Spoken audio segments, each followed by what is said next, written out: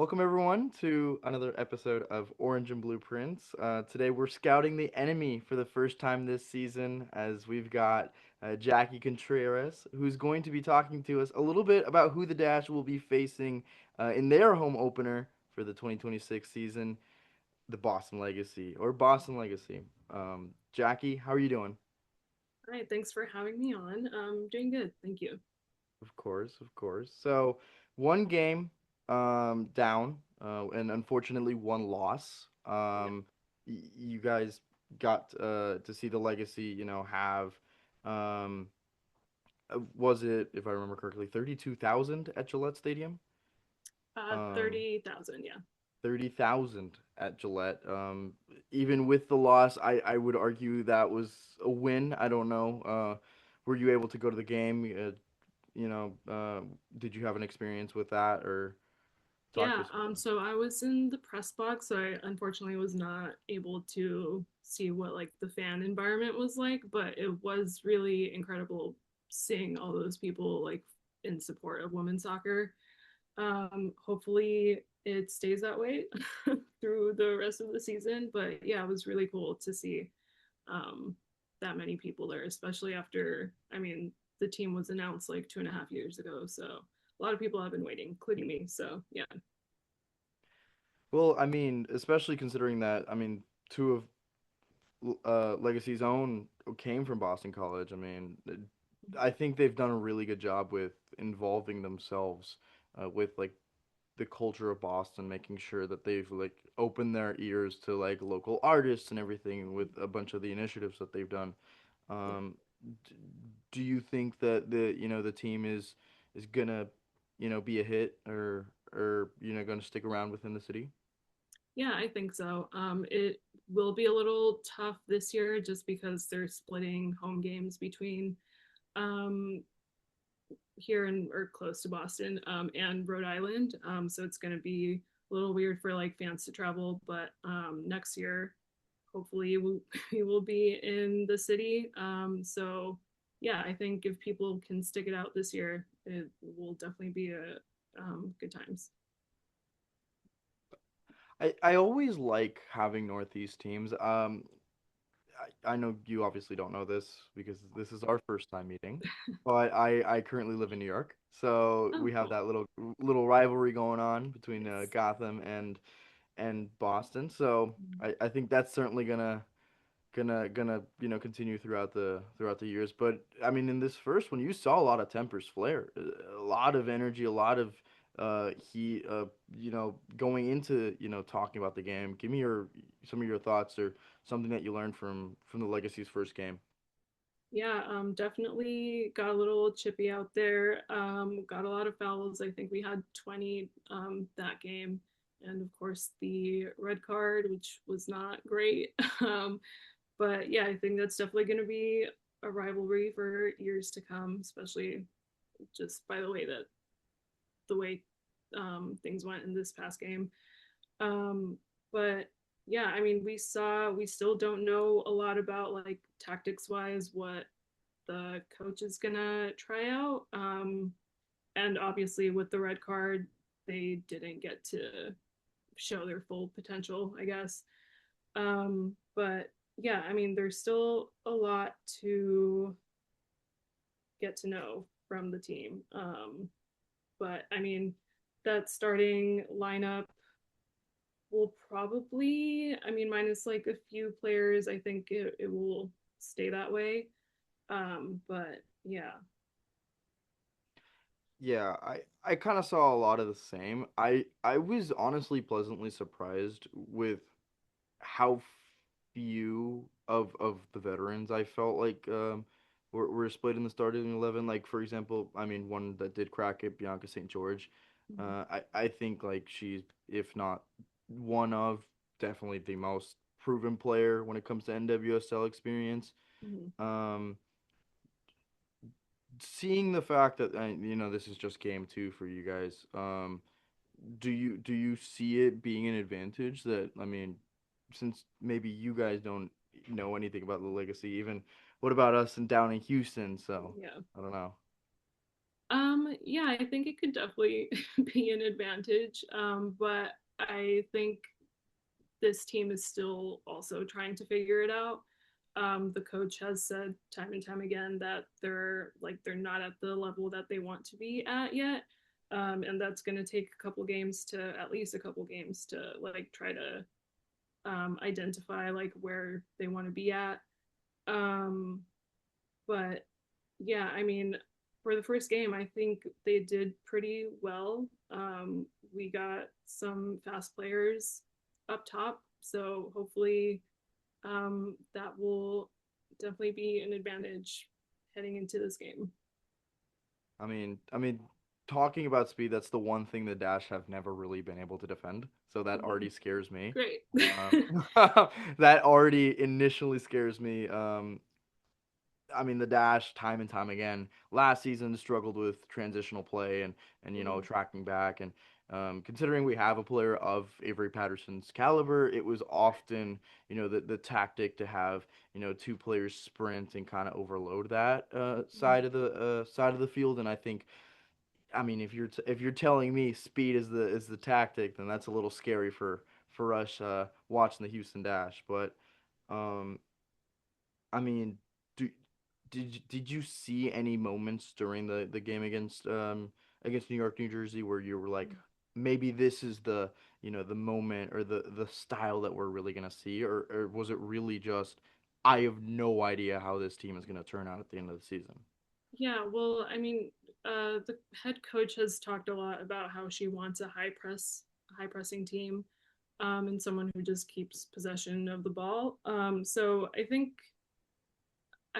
they were able to display that mostly pretty well in this past game. We did play out of the back a lot. There was a lot of I was during the game trying to figure out what the formation was because it seemed like it kept changing. I think it was more like a 4-4-2 or like 4-5-1 to begin, and then when they were out of possession, they um, put five in the back. So yeah, I think it'll be a little tough getting past the defense. Hopefully, but yeah, I think you can kind of see like hints of it throughout their game. And with that, do you think of any initial players from from Boston that you think are gonna provide an impact against Houston? I will if we stick with speed. Yeah, forward. Our main forward this past week was Isata Traore, and she definitely like she was able to get into the box, and have breakaway runs and all that. I think there were definitely times where we were able to get into the box, but there was some kind of like hesitancy. There was one part where like it seemed like they didn't know who would take the shot, so that I think resulted in a lot of missed chances. But if they get that part right, or if they work on it this week, hopefully that will result in some goals. I think Traore honestly had a great display despite not showing up on the score sheet. I mean, Mhm. immediately saw the passion Right. that like every single play she was vocal, she was there, she was fired up, and I think that's going to be very crucial for Boston. I think if you're right that we are going to see a high pressing team out of Boston, I think it'll be extremely important to have that forward to join in that momentum and kind of like engage in that because I mean if you want a high pressing team and your forward isn't pressing, then you're Right. not Yeah. really gonna have a good system there. Yeah. Yeah, But and I think sorry to cut you off. no, go ahead, But go ahead. yeah, and we saw Amanda Gutierrez sub in near like halfway through the second half. It was like 5 or so minutes before the red card, so we weren't really able to see how that pairing would go at the top. But I think they could pose a lot of danger. I mean, Gutierrez is known for like making all the headers. And so I think if they get the ball up to the box, I think they could cause some problems. I personally hope not, but I mean, I guess we'll have to see on that one. But I mean, there is a little familiarity when it comes to this Boston team heading into Houston, and that's in the shape and form of Barb Oliveri. Um, I mean, this is a homecoming for her, the Katy native. Yep. Um, do you see her starting? Do you see her um, having any sense of impact on this game, or do you think that this is kind of just like a bigger thing than that for when it comes to seeing the lineup? Yeah, I was kind of surprised that she didn't start. I think I made like a projected starting lineup and she was on, I think I put her on the left wing. But yeah, I think she could definitely take that spot as a starter instead of Ali Gambone, who we had this past week. But yeah, it would definitely be interesting to see her alongside the two center mids, Carrick and Albacano. So um, yeah, I think she could definitely break into the starting lineup. I hope so. I mean, from her time in Houston, she had a lot of great stints, but the consistency was really the issue Yeah. when it comes to a player of her caliber. But I mean, I can just recall a moment where she was just probably 5 feet off the 18-yard box and just ripped it Mhm. against San Diego. And I mean, everyone in that stadium knew it was going in. So Yeah. you guys got that type of player, and I think eh, whether on the bench or on the starting 11, I mean, that's a player that's going to impact games. Mhm. Uh, do you think that she personally might have the the extra want to kind of prove something in this game? Yeah, I definitely think so. And I also, she played 3 games, I think, with Venezuela this, like during the international window, like 2 weeks ago. And I mean, I was impressed by like her ability to get past so many defenders, even though they were like circling her. So, yeah, if she could translate that into this team, I think that would be a really good asset for us. Oh yeah, awesome. Well, I got one last question for you before Yep. we wrap it up.